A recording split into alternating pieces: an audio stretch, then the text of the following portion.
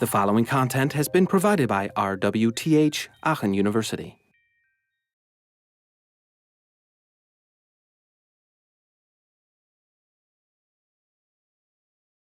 The problem is, in reality out there, usability is often not the main issue that companies look at. So the thing that we aim to do with this class, and what we're hoping that you take away from this, is that we as users often have to decide or pressure this change in a way that very often we're going, if you want to buy something, and look, wow, this has 6 check marks. The other one just has 4, so this one has more features. It's better. And that's something that we need to get over at some point. Because, well, if I want to have something that does this task, if it has more features, they're just confusing me in achieving that. And we need to keep that in mind, or try to get you to think about the design principles in stuff that you buy or that you want to get. And Jan had this experience where he was, I think, MediaMarkt, some stuff like that, and he actually heard someone in the other row talking, well, I don't want to get this smartphone because the law of proximity there, it's not working there. And he was, it's coming to the people, and walked around and was students from this class. And he thought, good, but I want this next step, so that everyone is aware of these principles and puts more effort into that. And Philips actually had a quite change in their slogan, where at first, let's make things better. Well, let's make things worse would be a wrong one. Yeah, so they changed that to sense and simplicity, which already has this simple thing attached to that. And then they changed it once more to innovation in you. And that is actually quite a big step, because it's the first time that the users actually included already in the statement from a company that the user should be immediately in mind when designing a system. And yeah, this is more the general approach that companies do. Well, you have this huge list of stuff that the thing can do. And it's just then in the end that people say, well, it also needs to be made simpler. And yeah, often UI people are brought into the development of a new system at the very last minute. So what you can say is, well, putting lipstick on a pig looks nicer, but still a pig. That's not how it works. They should be included way before that, to actually help shape the system and the use there. Another fun example from our university. How do you check your voicemail on this phone? Any callers? Push the voicemail button? The voicemail button? Button. This one? Yeah. Wow, this is quite a good clue, right? But no. Doesn't. It's actually much simpler than that. You simply dial *71. Well, if you have to read the manual to figure that out, it's not very good. And the problem is, we not only missed how we do it correctly, we actually got a wrong clue by pressing at this button. Yes? But I think that other button also does not what you would expect to do, because it checks for missed calls, I think. Actually, I have a different one, so I'm not actually sure what this does. But receiving the or retrieving calls that we had is also quite interesting, because you can see that someone called you. You go through that list, you see the number, then you go on, because there were more people calling you, and say, well, I want to go back to the first one, and it's gone. You have one time to get the number of the person who called you, and then gone forever. And some other things, when you have or you need to tone dial, you have to activate that by pressing *8. I mean, natural, right? Yes, so I'm not sure why we have these phones not usable.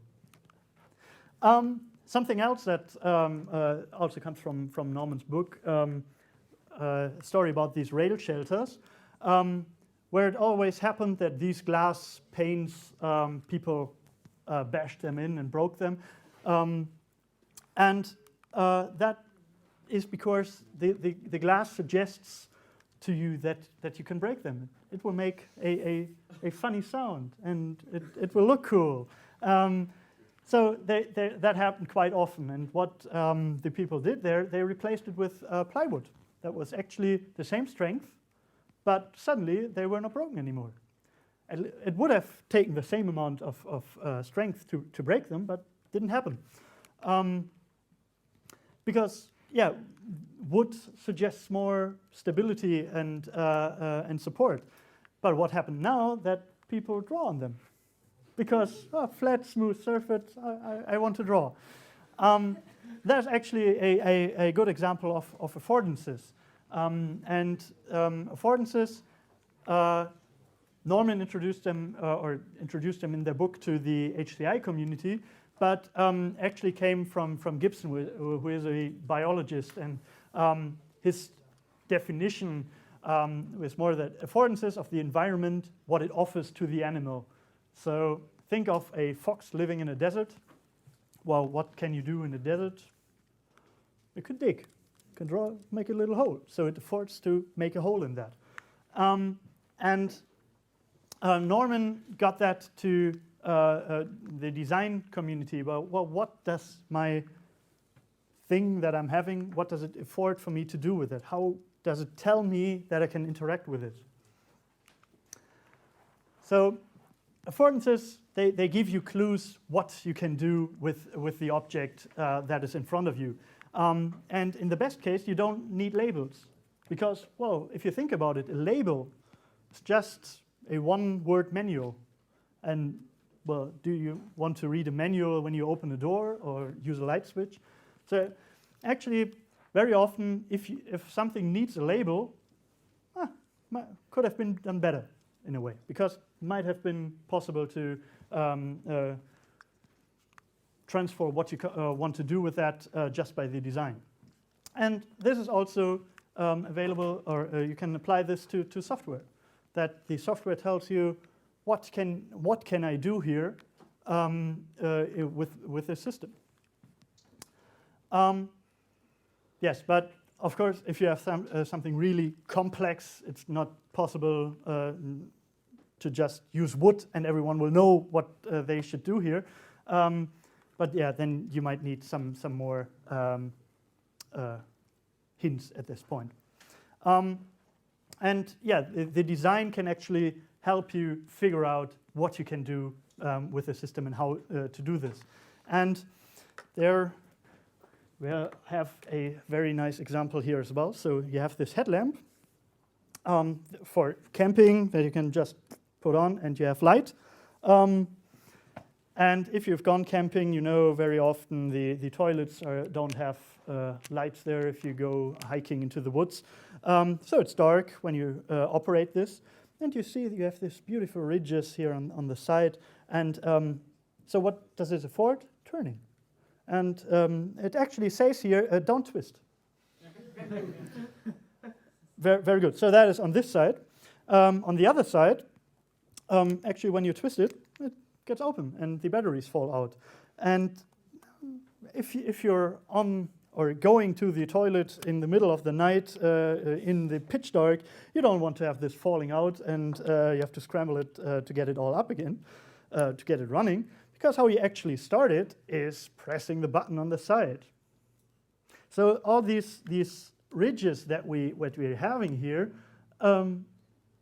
actually provide a false affordance about something that we might be able to do or think we are able to do, but what actually doesn't work. And this doesn't turn off anymore. Well, I will just give this a round so you can... So why are the ridges there?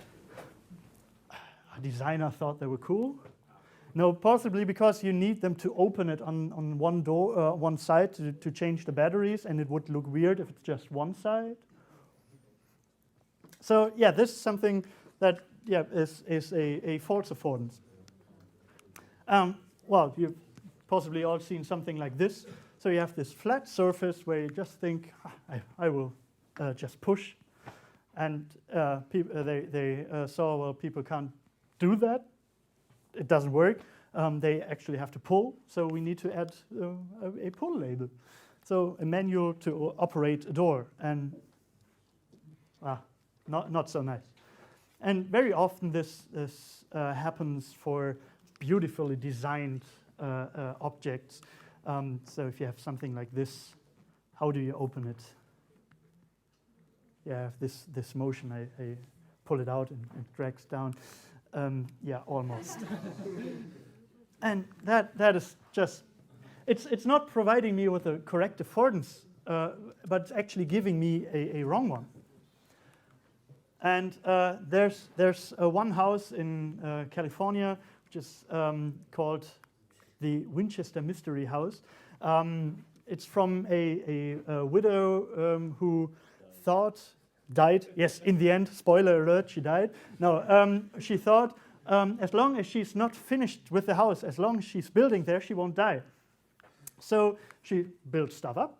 And if she didn't have, or as she didn't have anything else to build, she just built useless stuff. So you have this stairs that go directly into the ceiling, or you have this cupboard that you open and there's just a wall behind it, so nothing there.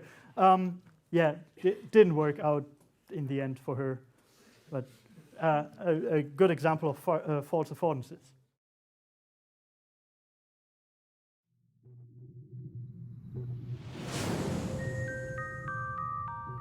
This content was provided by RWTH Aachen University.